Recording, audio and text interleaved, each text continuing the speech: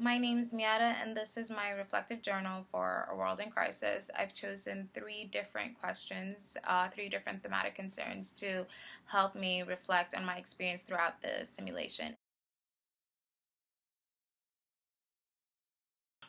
I think this simulation has actually taught me the most about group work than any other Bonacci, and it has.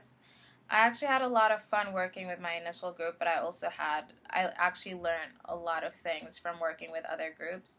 With my initial group, CGIAR, we had a lot of fun working together because we weren't clashing at all. We all got along so well. So the majority of the time we spent it trying to come up with different strategies and different moves to make to be able to influence the simulation in a way that would be in our favor. So we would be able to achieve our objective. And I think although we did make mistakes along the way, the fact that we were working together was made it a lot easier because although we did make mistakes, we were all able to like brainstorm together and come up with different ideas as how to get back on track and how to move forward with achieving our objectives when we are confronted with various obstacles.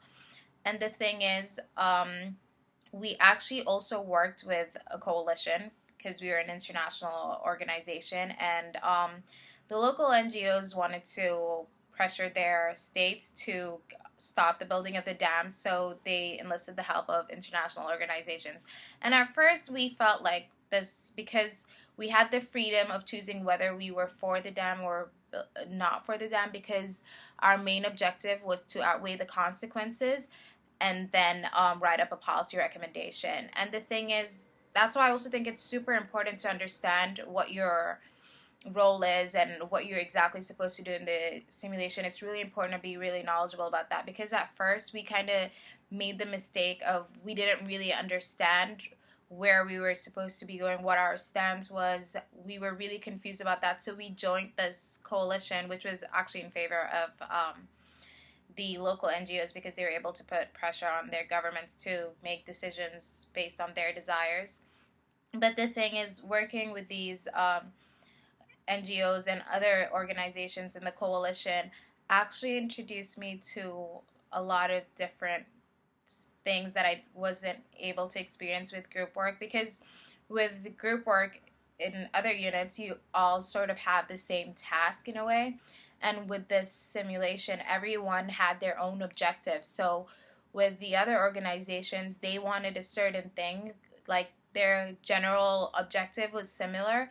But the thing is, within that coalition, each organization had a different objective. And I think everyone really wanted to do really well.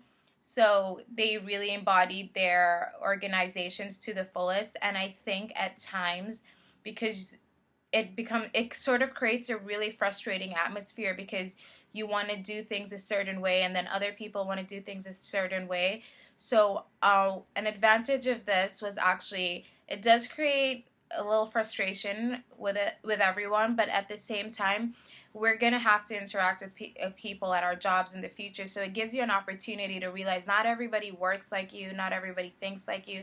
So I think this was like kind of like an awakening that everyone around me doesn't necessarily operate the same way I do. They go about things differently. So it kind of gives you the opportunity to be able to tackle some of the things that you're going to deal with in the future. It shows you like, okay, not everyone around me works the same way that I do, but how are we able to work together to achieve our objective without trying to step on everybody's toes? So I think one of the major learning things that I learned in this teamwork with the coalition was the fact that not everyone operates the same way as me, and I have to be aware of that and know how to work around that to be able to achieve my objectives and our objectives together.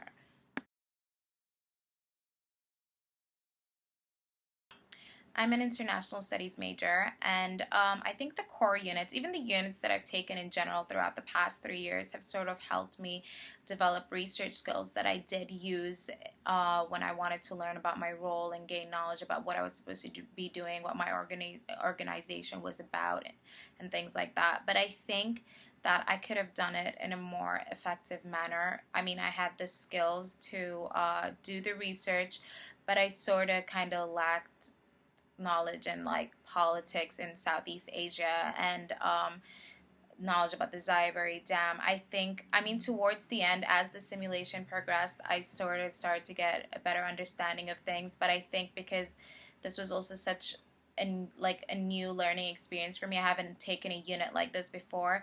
It was really hard to get a hang of things at first. I didn't know what was too much research and what was too little research. So I started to sort of get a hang of things towards the end of the simulation. But I think the units that I've taken in general, like especially last semester, they transformation from below, that sort of looked at civil society, the roles of government organizations and political mobilization and things like that.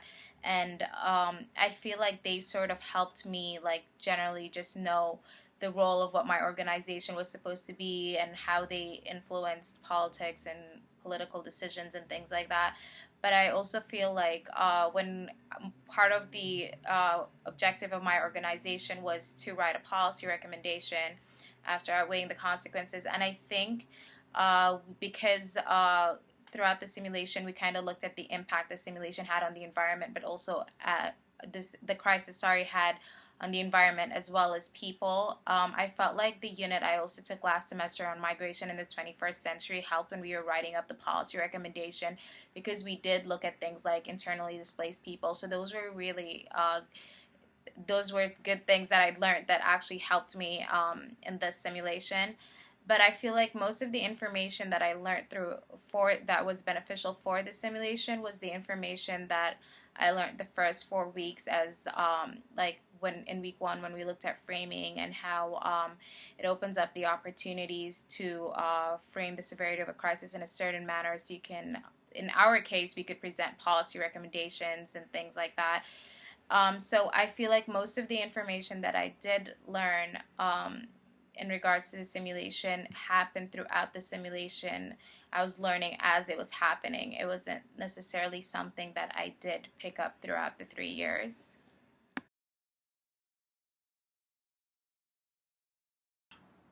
For those starting the simulation in the future, for starters, I would say make the most of the experience. We don't really have a lot of units that are structured in the same manner. The majority of our units are like, sure, we learn theories and then have to apply them, but most of the application we do is in our essays. It's not like in actual simulations and things like that.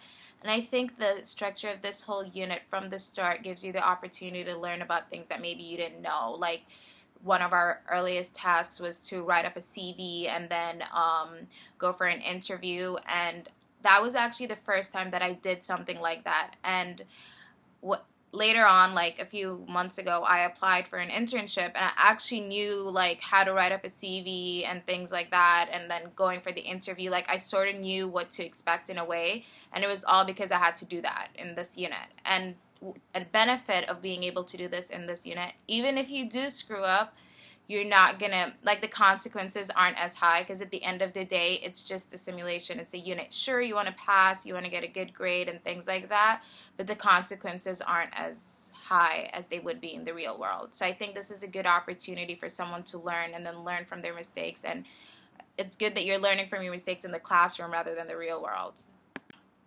Second, I would say try not to underestimate the work that you're going to have to do. I think it's really easy to have the misconception that this unit doesn't require a lot of work because it's not maybe structured the same way as we're used to with the essays and things like that do also take up a lot of our time.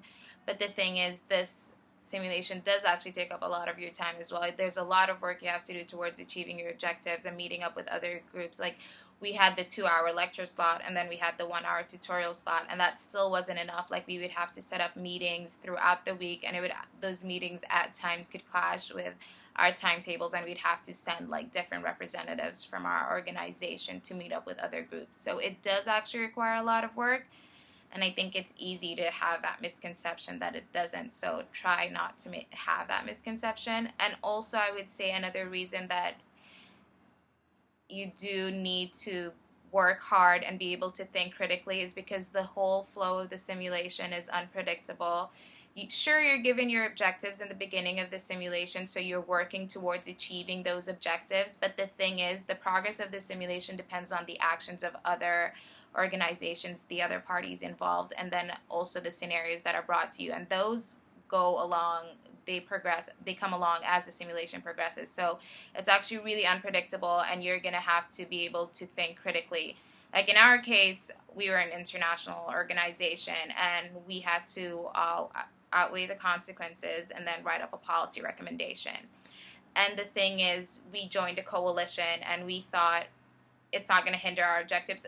And it didn't. It didn't hinder us from achieving our objectives, because we kind of had the freedom to kind of be for the dam or against the building of the dam. So it didn't really hinder us from achieving our objectives. But at the end of the day, when we realized it might not really be in our favor to possess the same stance as the other organizations in the simulation, and they were kind of going a different route than we wanted to go, and we were kind of like stuck. So I think it's really important to be able to be quick on your feet, because like when that happens to us, we were like, all right, what do we do now? You know, we didn't think this was how it's going to go. So at the end of the day, I know it's not, the main objective isn't to achieve your goal. It's working towards achieving it, and that's what you're supposed to be doing. But don't underestimate it. Don't think that this unit is really predictable and there's not a lot of work that goes into it, because there's actually a lot of work that does go into it, and you have to be able to think really critically, because everything changes depending on the actions of other people. So not everything's going to go the way that you planned for it to go. Third, I would say know your roles and everyone else's roles. I know it's important to understand your roles. So you have to be really knowledgeable about what you're supposed to be doing and what your role is, and what you as an organization together with the rest of your group mates are supposed to be doing. But it's also really important to understand the roles of the other organizations involved. I mean, at the end of the day, you're working to achieve your objective in the simulation. So you're given this crisis, and you don't know how it's going to go, but if you do pay attention to what the other parties want, what are their objectives, what they're trying to achieve, and things like that, it's easier for you, because you're able to negotiate with them to achieve your objectives. I mean, at the end of the day, you don't know how it's going to go, but having a better understanding of what other people are trying to do at the end as well helps you understand where everything is going, and it helps you with your decisions. So I do think it's important not to only study the role of your organization, but also study the roles of the other organizations involved, as it makes it so much easier for you to make negotiations and actually work towards achieving your goal.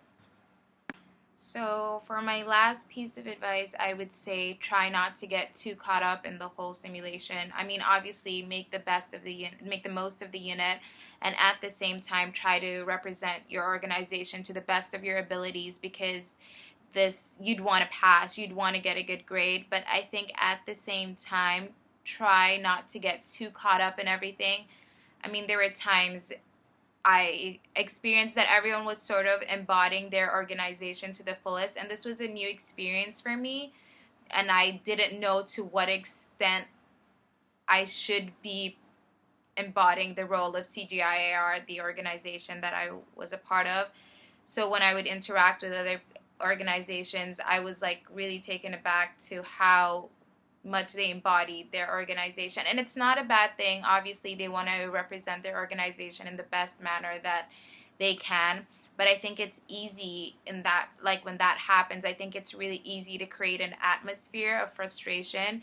So I think the best thing is, sure, embody your organization, present it to the best of your abilities, but at the same time, try not to get too caught up in everything. At the end of the day, this is a simulation, and it's going to come to an end. So try your hardest to get a good grade, but at the same time, try to realize it's just a simulation.